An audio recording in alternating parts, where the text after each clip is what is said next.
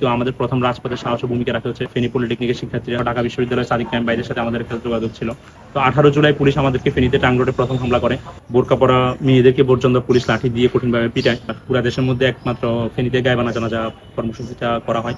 ছাত্র শিবির ফালাহি মাদ্রাসার সেক্রেটারি সাইমুম ভাই উনি হচ্ছে জানাজায় ইমামতি করেন। ওইটার জন্য উনাকে র্যাব থেকে, প্রশাসন থেকে উনার মামাকে নিজামজায় অনেক প্রেশার ক্রিয়েট করে, র্যাব থেকে অনেক প্রেশার ক্রিয়েট করা হয়। তারপর হচ্ছে সিদ্ধান্ত হয় না আমরা এখানে নামাজ পড়বো। যখন সর্বশেষ জামাত চলতেছিল 1:56 দিকে আওয়ামী লীগ আক্রমণ শুরু করে। আওয়ামী লীগ, যুবলীগ, ছাত্রলীগের সন্ত্রাসীরা একেবারে এমন অস্ত্র দিয়ে আক্রমণ শুরু করে যে ফেনীর মানুষ এরকম অস্ত্র জীবনে দেখেও নাই। ঢাকা বিশ্ববিদ্যালয়ের শিক্ষার্থীরা হচ্ছে গুরুত্বপূর্ণ ভূমিকা পালন করে প্রথম দিকে। তো ঢাকা বিশ্ববিদ্যালয়ে 15 জুলাই দিকে মেয়েদেরকে যখন নির্যাতন করে তখন এটা দেখে আসলে আমরা ছেলেরা, ছাত্ররা কোনোভাবে এটা সহ্য করতে পারতেছিলাম না। সারা দেশে আমার বাসায় যারা ছিল তারাও বলতেছিল যে ভাই এটা তো আর সহ্য করা যাচ্ছে না, যে আমাদের বোনদেরকে এভাবে নির্যাতন করবে, এটা কোনোভাবে হইতে পারে না। তো আমরা ছাত্রলীগকে প্রতিহত করতে হবে। তো এইভাবে করে সারা দেশের আমাদের প্ল্যান পরিকল্পনা সহ ঢাকা বিশ্ববিদ্যালয়ের সাদিক ক্যাম্প বাইরের সাথে আমাদের একটা যোগাযোগ ছিল। তো ওনাদের মাধ্যমে নিয়মিত আন্দোলনের আপডেটগুলো এবং পরবর্তী পরিকল্পনাগুলো জানতে পারছিলাম।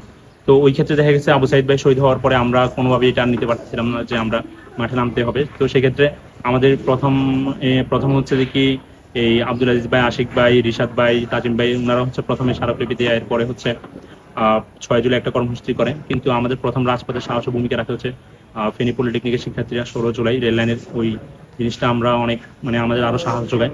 তো 17 জুলাইও আন্দোলনে এই শিক্ষার্থীরা আসে, সবাই আসে, আমরা আমাদের যারা ছিল সবাইকে নিয়ে আসি। তো ওইখানে দেখা গেছে একটা অংশ পিটিআই মাঠে ছাত্রলীগ ওদেরকে আটকে নির্যাতন করে এবং মেয়েদেরকে হচ্ছে শহীদ মিনারে দিলা। তারপরে হচ্ছে দেখি ফেনীর আরো ছাত্রলীগের রাত্রি যে নেত্রীরা ছিল, সন্ত্রাসী ছাত্রলীগ নেত্রী, ওরা হচ্ছে দেখি আমাদের ছাত্রী বোনদেরকে নির্যাতন করে। তো 17 জুলাই সকালে আমি একটা পাঠচক্র চালাচ্ছিলাম। তো ওই পাঠচক্রে আমি বলতেছিলাম যে আসলে বৈষম্য বিরোধী বা কোটার বিরুদ্ধে শুধু আন্দোলন করলে আসলে আমরা আলটিমেট মুক্তি পাবো না। আমাদের বৈষম্যটা পুরা রাষ্ট্রের সব জায়গায়, বৈষম্য টপ টু বটম পুরা সব জায়গা থেকে, রাষ্ট্রের প্রত্যেকটা জায়গা থেকে বৈষম্য মুক্ত করতে হবে, রাষ্ট্রকে সমাজ থেকে বৈষম্যটা মুক্ত করতে হবে। তো সেই জায়গায় দেখা গেছে পুরা রাষ্ট্রের সরকার ব্যবস্থা সহ একটা বিপ্লব দরকার, একটা পরিবর্তন দরকার। তো ওই দিক থেকে আমাদের শহীদরা যখন জীবন দিয়ে দেয় তখন আমরা আলটিমেটলি সিদ্ধান্ত নিয়ে নিই যে সরকার পতন ছাড়া কোনোভাবে এই আন্দোলন থেকে আমরা পিছপা হব না। তো 18 জুলাই পুলিশ আমাদেরকে ফেনীতে টাং রোডে প্রথম হামলা করে। 19 জুলাই বিকালে পুলিশ তারপরে বিজিবি সহ একসাথে হামলা করে। তখন শিক্ষার্থীদেরকে এই চট্টগ্রাম নিয়ে যাওয়া হয়, যারা আহত হয়েছে তাদেরকে। এরপর আমাদের বোরকা পরা মেয়েদেরকে পর্যন্ত পুলিশ লাঠি দিয়ে কঠিনভাবে পিটায় বড় মসজিদের পাশে। তো এরপর হচ্ছে যখন ব্ল্যাকআউট হয়, ব্ল্যাকআউট কারফিউর সময় আন্দোলন একটু স্থিমিত ছিল।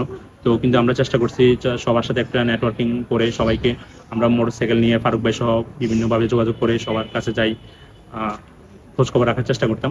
19 জুলাইয়ের যে আন্দোলনটা ওটা হচ্ছে দিকে আমাদের ফারুক ভাই, শরীফ ভাই এবং শফিক ভাইদের পরিকল্পনায় হয়। আমি ওমর ফারুক শুভ ওনাদের সাথে যোগাযোগ করে আন্দোলনটা বোঝানোর দায়িত্ব পালন করি। তো এরপরে হচ্ছে 26 জুলাই হচ্ছে আমাদের মেশকাত ভাই সহ আসেন। ওনারা জৈরিয়া মসজিদের সামনে একটা গায়েবানা জানাজার কর্মসূচি থ্রো করেন, যেটা কেন্দ্রীয় কর্মসূচি ছিল। ওই দিন শুধু পুরা দেশের মধ্যে একমাত্র ফেনীতে গায়েবানা জানাজা কর্মসূচিটা করা হয়। তো ওই ক্ষেত্রে আমাদের তখন এই ছাত্র শিবির ফালাহি মাদ্রাসার সেক্রেটারি ছিলেন হচ্ছে সাইমুম ভাই, উনি হচ্ছে জানাজায় ইমামতি করেন। তো ওইটার জন্য উনাকে র্যাব থেকে, প্রশাসন থেকে উনার মামাকে নিজামজায় অনেক প্রেশার ক্রিয়েট করে, র্যাব থেকে অনেক প্রেশার ক্রিয়েট করা হয়। তো এরপরে উনাকে অনেকদিন পর থেকে বের হতে দেয় নেয় উনার পরিবার। তো এরপরে হচ্ছে আরো যখন আমরা একটু হতাশ হই, যখন ডিবির অফিসে যখন সমন্বয় আন্দোলন স্থগিত করে, কিন্তু আমরা জনগণ এটা মানতে চাচ্ছিলাম না। ফেনীর ছাত্র জনতা সহ সবাই 1 দফার ঘোষণা সবাই আগে থেকে দিচ্ছিল, যদিও তখন 9 দফার ঘোষণা চলতেছিল, 9 দফা বাস্তবায়নের আন্দোলন চলতেছিল, কিন্তু ছাত্র জনতা হচ্ছে নিজে থেকেই 1 দফার ঘোষণা দিয়ে দেয়। তো 1 আগস্ট হচ্ছে মোমবাতি প্রজ্বলন কর্মসূচি হয়। 2 আগস্ট হচ্ছে দেখি জৈরিয়া মসজিদ থেকে টাং রোডে বৃষ্টি সহ সবকিছু উপেক্ষা করে টাং রোডে আন্দোলন কর্মসূচি পরিচালনা করা হয়। টাং রোডে আমরা অবস্থান কর্মসূচি করি, সেখানে ছাত্রদল, ছাত্র শিবির, তারপরে এই ছাত্র শিবিরের সকল ধরনের সাবেক বর্তমান নেতাকর্মীরা, এরপর হচ্ছে সাধারণ শিক্ষার্থী এবং মাদ্রাসার নারী সহ সকল ধরনের মেয়েরা এখানে অংশগ্রহণ করে। ফ্রন্ট লাইনে ছিল মেয়েরা, অনেক ভালো স্লোগান দিচ্ছিল, অনেক ছেলেদেরকে উজ্জীবিত রাখতেছিল তাদের স্লোগানে, এই বোনদের স্লোগানে। বাইরে আরো আন্দোলনের স্পৃহা খুঁজে পাচ্ছিল যে আমাদের বোনরা যদি এত বেশি সাহসী হয়, যে আমরা ছেলেরাও কেন ভীরু থাকবো, আমরাও আরো বেশি সাহসী হয়ে রাস্তায় নেমে যাবো। তো এক ধরনের 2 আগস্ট থেকে ফেনীতে মূলত জনস্রোত নেমে আসছে, যে ছাত্র জনতা সকল পর্যায়ে জনগণ এখানে ইনভলভ হয়। তো 23 আগস্ট সেম এই দিনগুলাতে আন্দোলন, 23 আগস্ট জৈরিয়া মসজিদ থেকে আন্দোলন হয়। তো ওইটাও ট্যাং রোডে এসে অনেকক্ষণ অবস্থান কর্মসূচি পালন করা হয়। তো ওই দিনও হচ্ছে ছাত্রলীগ, আওয়ামী লীগ, যুবলীগের সন্ত্রাসীরা হামলার পরিকল্পনা করে। তারা হচ্ছে পৌরসভাতে ওই দিন করতেছিল, পরিকল্পনা করে অস্ত্র গোছাচ্ছিল। তো ওই সময় আমরা ওই খবরটা পেয়ে আমরা আন্দোলন ওই দিন স্থগিত করি, এরপরের দিনে কর্মসূচি দিই। তো এইগুলার জন্য হচ্ছে দেখি এই রামপুরের দিকে ছাত্রদল যেমন তাদের প্ল্যান পরিকল্পনায় ভূমিকা রাখছে, এরপরে সাধারণ শিক্ষার্থীদের হচ্ছে নিজেরা অনলাইনে বিভিন্ন গ্রুপ খুলে, তারপরে নিজেরা আমাদের এই বিভিন্ন জন গ্রুপ খুলে সহ তারপরে এই অনলাইনে ছাত্রদেরকে অর্গানাইজড করা শিক্ষার্থীদেরকে, তারপরে হচ্ছে বিভিন্ন জায়গায় নিজেরা বসা, ডাক্তারপাড়া সব বিভিন্ন জায়গায় বসে পরিকল্পনা করা। আর ছাত্র শিবিরের পক্ষ থেকে হচ্ছে কি একেবারে সেই 16 জুলাই থেকে ফেনীর বিভিন্ন সময় সেক্রেটারিয়েট মিটিং করা, 17 জুলাই, 19 জুলাই, এরপরে 22-23 জুলাই, তারপরে হচ্ছে আবার আগস্টের শুরু থেকে আন্দোলনগুলো কিভাবে সক্রিয় করা যায়, কিভাবে সকল ধরনের মানুষকে এখানে এঙ্গেজ করা যায়, ওটা নিয়ে বিভিন্ন পরিকল্পনা বৈঠক হচ্ছিল। এরপরে হচ্ছে মানে সকল ধরনের লজিস্টিক সাপোর্ট কিভাবে দেওয়া যায়, কিভাবে মানে ছাত্ররা যাতে প্রতিরোধ করতে পারে, প্রতিরোধ করে ময়দানে দাঁড়াইতে পারে, ওই জিনিসটাও বারবার পর্যালোচনায় উঠে আসতেছিল। বিদ্যালয় অধ্যয়নরত শিক্ষার্থী এবং তারপরে ছাত্রদলের মতো করে কাজ করে। ছাত্র শিবির হচ্ছে সাবেক যারা নেতাকর্মী ছিল তাদেরকে নিয়ে একটা গ্রুপ করা হয়, ওখানে দিক নির্দেশনা দেওয়া হয় কে কিভাবে কোন জায়গা থেকে ভূমিকা রাখবে, কে স্লোগান দিবে, কে সামনে থাকবে, কে শৃঙ্খলার দায়িত্ব পালন করবে, এই জিনিসগুলা। তো 23 আগস্ট রাতে হচ্ছে কি পাবলিক বিশ্ববিদ্যালয়ের ফেনীর যারা আছে তাদের কে দায়িত্ব দেওয়া হয়েছে ফ্রন্টলাইনে আন্দোলনটা পরিচালনা করার জন্য, নিয়ন্ত্রণ করার জন্য, স্লোগান দেওয়ার জন্য। পাবলিক বিশ্ববিদ্যালয়ের শিক্ষার্থীরা সামনে থাকলে আসলে ছাত্ররা আরো বেশি উৎসাহিত হবে, তাদের নেতৃত্বটা আরো ভালো হবে ওই জন্য। তো এরপরে 4 আগস্টের জন্য হচ্ছে দেখি যখন প্রশ্ন আসে যে 4 আগস্টের কর্মসূচিটা কোথায় করা হবে, তখন আমরা আমি নোমান ভাই সহ আমরা পরামর্শ করি যে না, 4 আগস্টের কর্মসূচি মহিপালে হইতে হবে, যেহেতু এটার নাম হচ্ছে অসহযোগ আন্দোলন। অসহযোগ আন্দোলন মানে হচ্ছে সরকারকে অসহযোগিতা করা, সরকারের কার্যক্রম বন্ধ করা। তো ওইটা করার জন্য হচ্ছে মহিপালের ফ্লাইওভার এবং হাই রোডটা পুরোটা বন্ধ করতে হবে।